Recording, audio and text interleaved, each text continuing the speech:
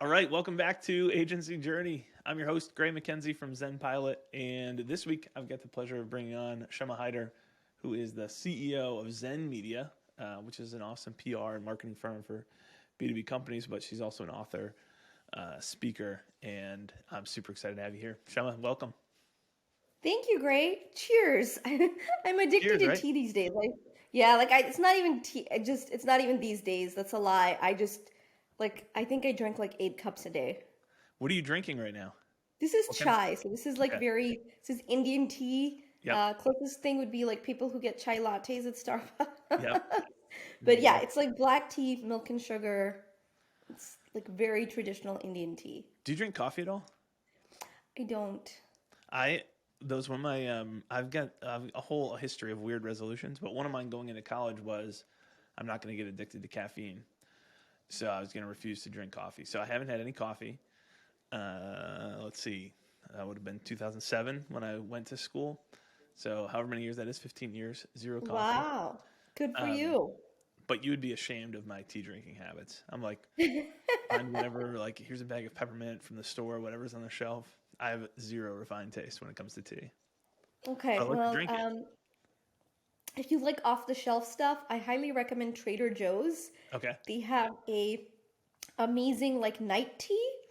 They call it like Dream Time or something, and it's really great. It's got like lemongrass and chamomile and all the good stuff. So if you are gonna do like off the shelf, then yeah. And it's I don't. Hey, look, I'm a mom of two, so caffeine is my friend. I don't Yep. want to say, but I think I didn't grow up in a household with coffee, right? So I grew up in a chai household. My parents drink a lot. Like that's just what you drink, and I like thank you colonialism because we're like tea time is always a big thing in our house, and so yeah, I think that's kind of just what stuck is having tea. That's amazing. Well, come for the agency content, stay for the tea recommendations. Seriously, I will not steer you wrong. I love it. Zen Media. So we both share.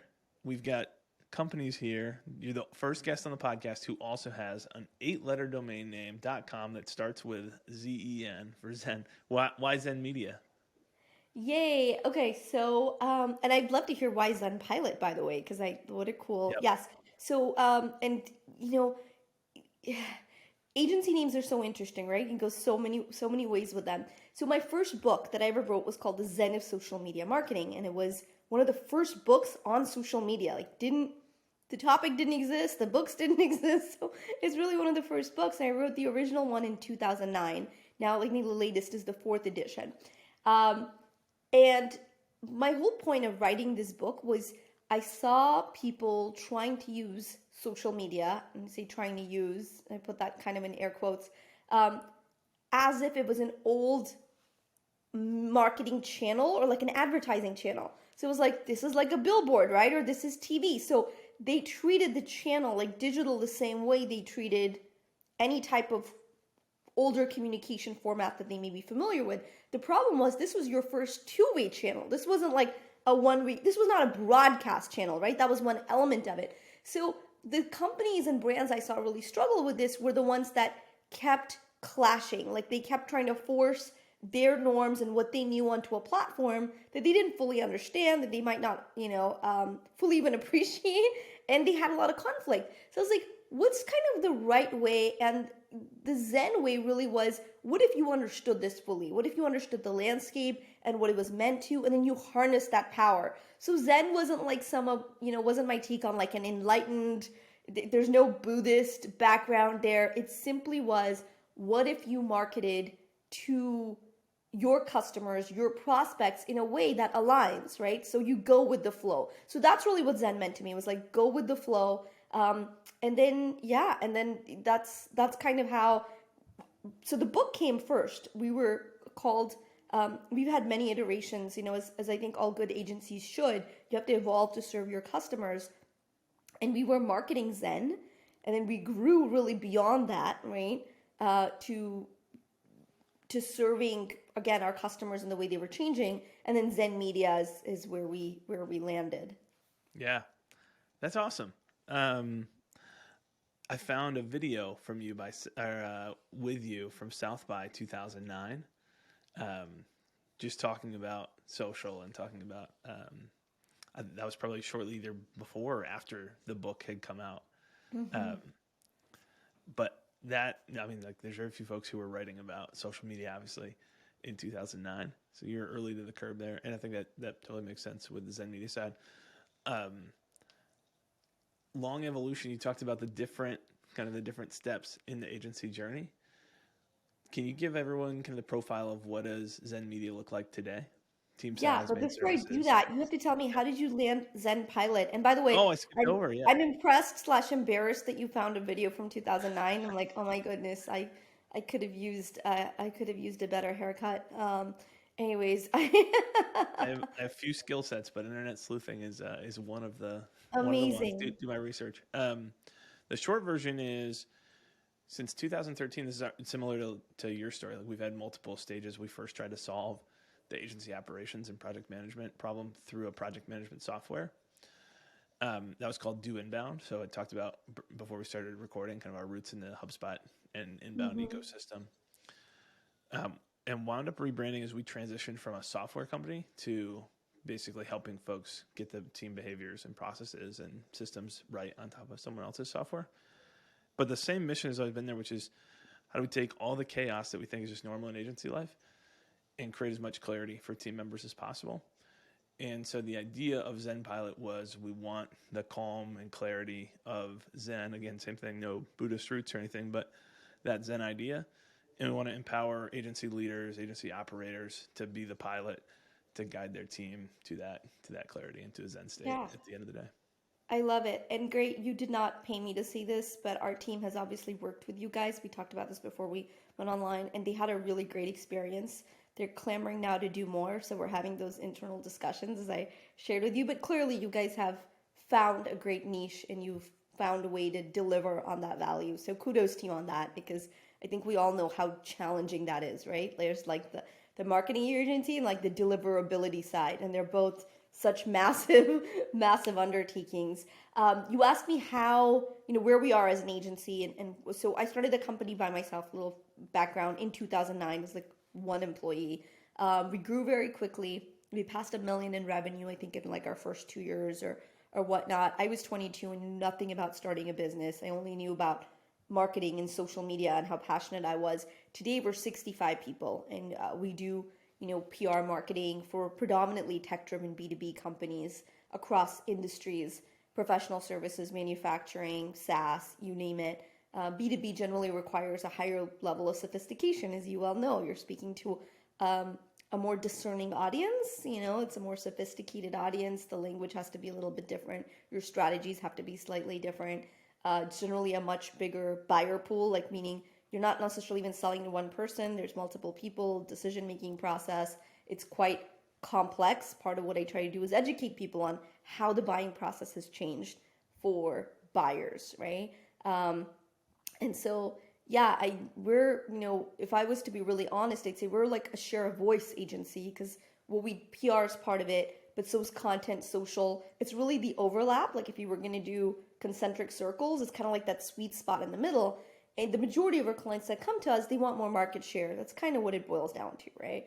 And so many times PR, especially I think PR, a little less marketing on I think gets a bad rep, but focuses so much on placements or like the vanity metrics or whatever. And what we really try to look at is, okay, but how will this move the needle for our client's business?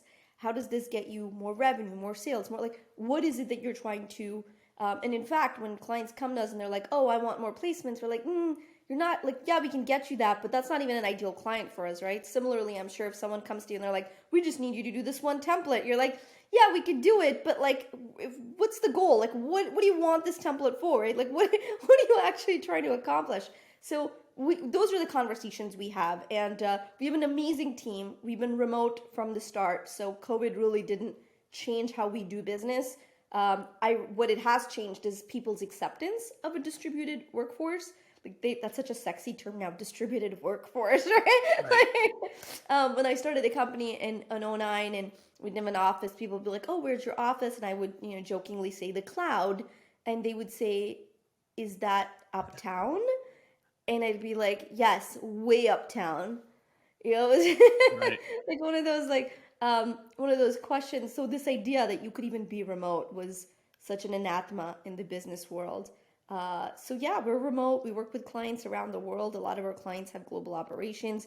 We actually work with global clients who want like to grow in the US and US clients that want to. It's really kind of fascinating. So a lot of the work that we do has global implications. And boy, I mean, talk about the world is flat, right?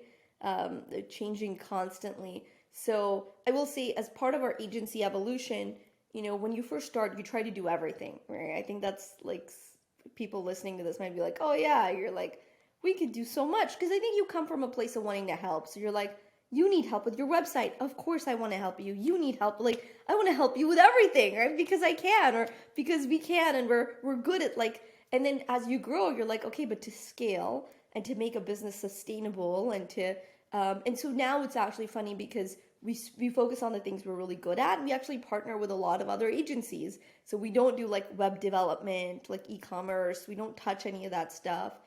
We have great referral partners for different things.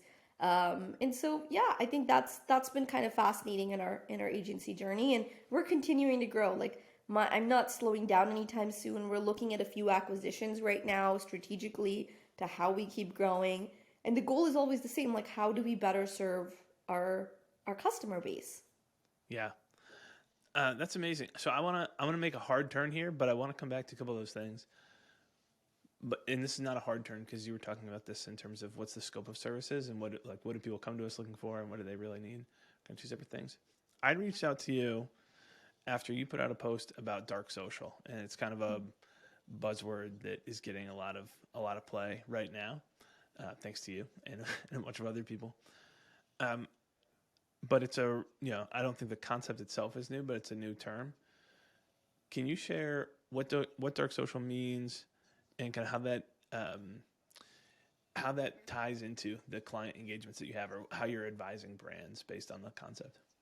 Yeah, and great question. So here's the thing, right? Neither the concept nor the term are actually new. So like this is 2012, 13 when it was one of the writers for The Atlantic that actually coined the term dark social.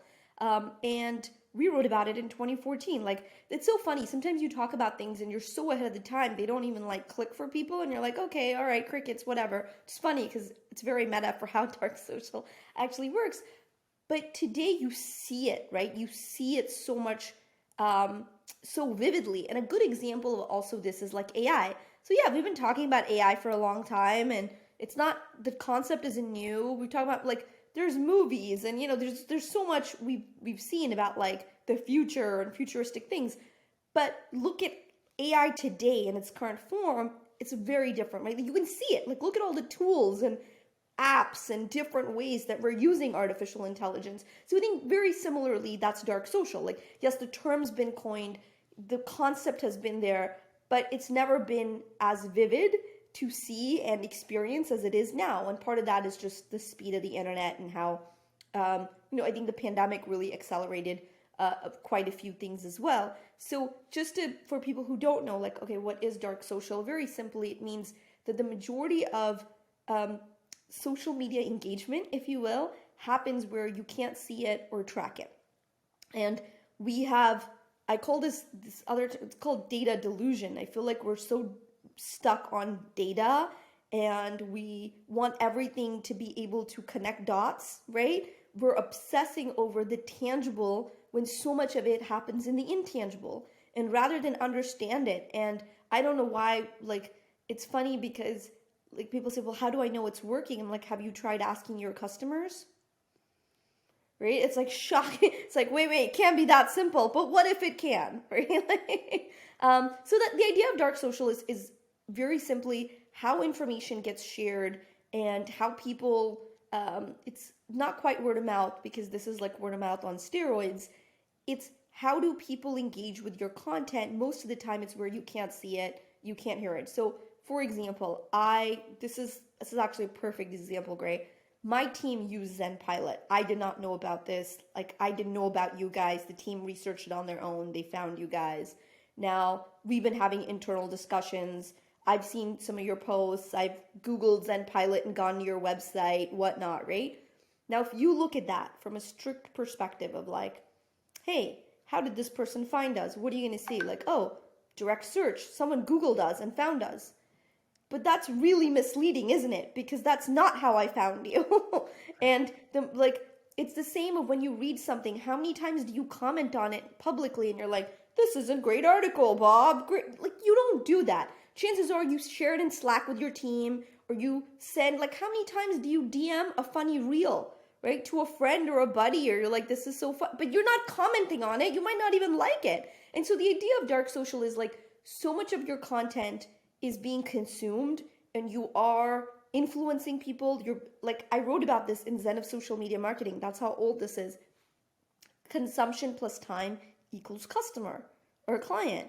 And that's the part that people are like, just because someone's not engaging with your content doesn't mean they're not consuming it, doesn't mean these conversations are not happening.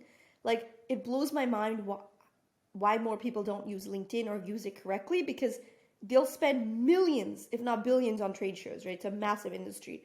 Yet LinkedIn is like a huge trade show every single day. All your buyers, your partners, your team, like, they're there. Why would you not use that platform? Why would you not, engage with it?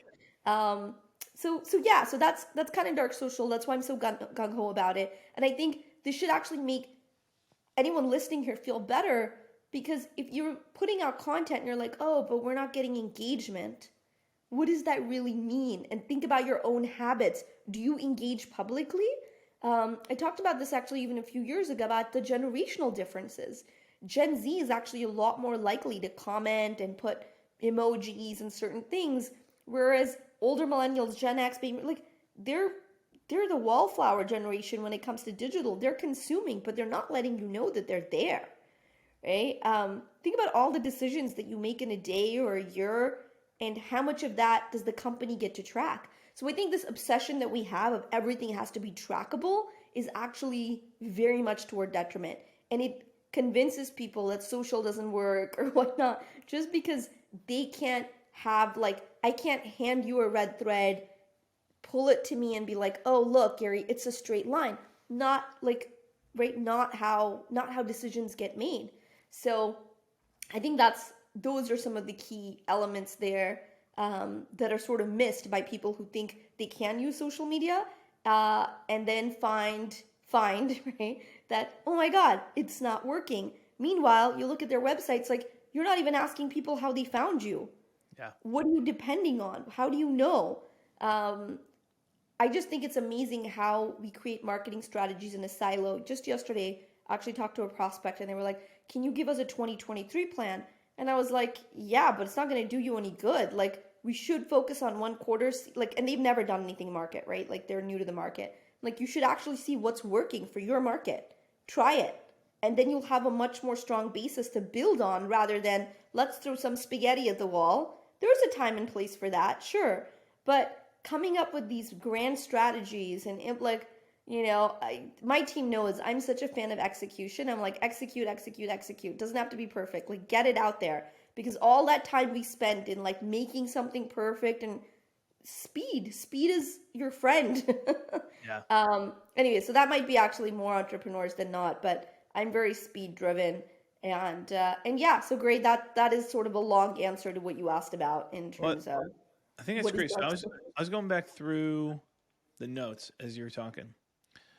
So we asked when we got connected with your team, how'd you find out about us? And someone talked to our friend Carl Sakis and mentioned Zen Pilot as your team's transitioning to ClickUp. And so anyways, that was what we've got. And so that's one approach, obviously. If you're in B2B sales, you can have your team. That should be a standard part of your sales process. Hey, great to connect today. How'd you find out about us? Or how'd you hear about Zen Pilot? How'd you come across us? And, there's going to be some people will say one thing and it was actually something else. It's totally fine that people misremember. And in e-commerce, you can do post-purchase surveys, or, there's a million different ways that you could go try and get attribution. But kind of high level, like, what are your recommendations for agencies who want to, because it's very easy as an agency to say, hey, it's hard to get perfect attribution, so you should just trust us that we're doing a good job. How do you still present value as an agency? Do you need to go to farther down, more meaningful business metrics? Do you need to implement some of these attribution techniques. Like, what are the recommendations you have for other agencies who are struggling with this? Yeah, great question. So I think here's the thing, like what you mentioned, qualitative, especially for B2B, because most of our clients sell big ticket items. Like you're not selling widgets, you're not selling pencils, right? You're not like none of that. So it's actually quite easy to ask your prospects, like, where did you hear about us? And also understanding that it is a very complex process too. Like it's not going to be Carl, who you mentioned, amazing guy, right? Like got great community of folks who trust him. But it's rarely even one thing. Like the business coach I work with right now, his name's Charlie. He's amazing. His company's called Predictable Profits. We've been working with Charlie for 2 years. And the way I found Charlie was two of my fellow entrepreneur friends were like, hey, have you heard of Charlie? Like we're working with him and, it looks like he's got a really good pulse on agencies and how to help them grow. And I was like, okay, cool. Then we're part of another group and Charlie's name kept coming up. So it's hard to say like, hey, it was this one thing. So when Charlie asked me like, hey, how'd you find me? I'm like, oh, our buddy Duran. But it wasn't our buddy Duran. It's really this like, I think that's important too, is the way people, part of it. So to answer your question, part of it is helping clients understand that these decisions aren't made linearly. Like, doesn't matter what the answer that they want. Like, I'm not going to give them a magic number because it makes them feel better if it's fake, right? Like, but there are KPIs that we look at. And so one of the things that we're so gung-ho on and what I think double down is share of voice. Because inevitably and that is something you can measure. Share of voice is how much do people talk about you over a competitor in your space. And the cool thing about share of voice is we know, like this is fact, Nielsen does tons of research and runs their ratings on it. Whoever has the greatest share of voice also has the greatest market share. This is true of Coca-Cola. This is true of Tesla. This is true of, IBM's the old adage used to be like, you can't go wrong with Big Blue. And so part of what I also try to help folks understand is in B2C, a customer's trying to avoid regret. Like, man, I don't want to buy those shoes and think like, shouldn't have bought those shoes tomorrow, right? Like, am I going to feel happy with my purchase, post-purchase? That's why I think post-purchase, by the way, marketing is so important too, because so many people have that. And it's like, did I make the right decision? In B2B, it's not regret. They're trying to avoid blame. That's really it, right? And even in the best of cultures, like, what is my team, like, they're going with Zen Pilot, like, no, look, Carl recommended it. It's a great platform. We've had these, like, what are they, they're trying not to be fired for, I'm speaking very bluntly here, but you get the idea. So when you are in an agency and you're selling to, let's say, other businesses, and we work with agencies, we have agency clients, you're selling to other businesses, very important to remember this, because the more you are trusted, the more you are the go-to, the easier sell you're going to have, the easier of a close it is, right? Like, it's way easier to close a deal if you're the go-to and the people that are buying can justify that to their boss. Think about Salesforce, HubSpot. We talked about these. I'll go on record and say that Salesforce and HubSpot may not have the best product in the world. For some people they may, for some people they may not. Are there other products that are potentially better? Sure. But do they have the highest share of voice? Yes. I mean, Salesforce has outmarketed every competitor they have, right? Their moat has been marketing. Good marketing is a moat. Like, that is the thing that defends you. Your product could be the same as everybody else, but good marketing, people trusting. Like, you go to your boss, you're like, hey, I want to develop, I want to put in a new CRM system. And you have to pitch them Salesforce or Abracadabra, which is new to the market. And you're like, oh, I think we should go with Abracadabra. They're like, okay, tell me more. Oh, I want to go with Salesforce. Okay, what are they charging? Different conversation. Right. Do you see what I'm saying? For sure. So I think these are the things that are so important to remember when you're selling also, again, in a B2B environment, that building that trust, building that share of voice. This is what gets you market share. This is what gets you to dominate your marketplace. Is that always easily quantifiable? No. Do I want to sit here and pretend it is? No. Like, if you don't, this is the funny thing I learned early in my career, Gray.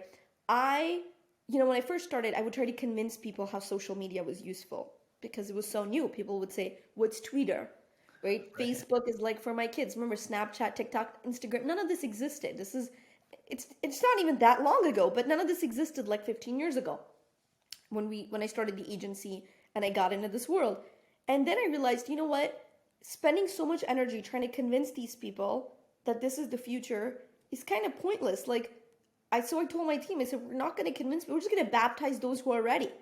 Like, if you already believe in great, like, let's work with you. And I think there are plenty of brands like that out there. So look, while we do education on a broad scale, like this podcast, or we talk about these things, or I talk about, these things ad nauseum on LinkedIn or on stages, my keynotes, my books. When it comes to specific clients, I'm not chasing them around and being like, listen, buddy, like, do you understand how this, it's like, do you want to be relevant in the future? Cool. Well, this is what you need. Yeah, for sure. I think that's really good advice. The truth is always the easiest answer. It's not always the easiest thing to say in the moment, but always the easiest answer long term. So there's certainly tactics that you can take around how we do attribution, and I think share of voice is a great recommendation, and something that's measurable. Now, great. I want to say it's all measurable. Yeah. I just want to add, like, it is measurable. It's just not measurable in a number, but it doesn't mean it's not like. You could ask, like, how many prospects could you possibly have, right? As a B2B company, 100? That's not that much data. You could literally put that in a spreadsheet and have an intern. Like, this isn't crazy data we're talking about. Right. This isn't like hundreds and thousands of, no, not at all. Like, it's very easy to actually just ask your customers, how did you learn about us? Where do you spend your time? Rather than make assumptions and think like, oh, we're going to this trade show. Because we've done this for the last 10 years versus how do our customers consume information? Right. Where do they spend their time? Oh, it's on LinkedIn. Imagine that. Yeah, it's a great point. I've got a million other questions I can ask you. We have to say those for part 2 because we are out of time.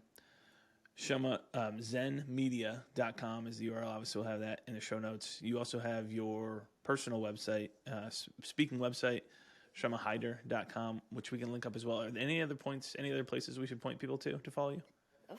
Feel free to find me on the social network of your choice. Choose your poison, and if you put, Zen Pilot or Gray's name in the message, then I'll be sure to accept. Awesome. Cool. Well, Shama, thanks so much for coming on and being willing to share today. This was a blast. Yeah, my pleasure. Thanks for having me on.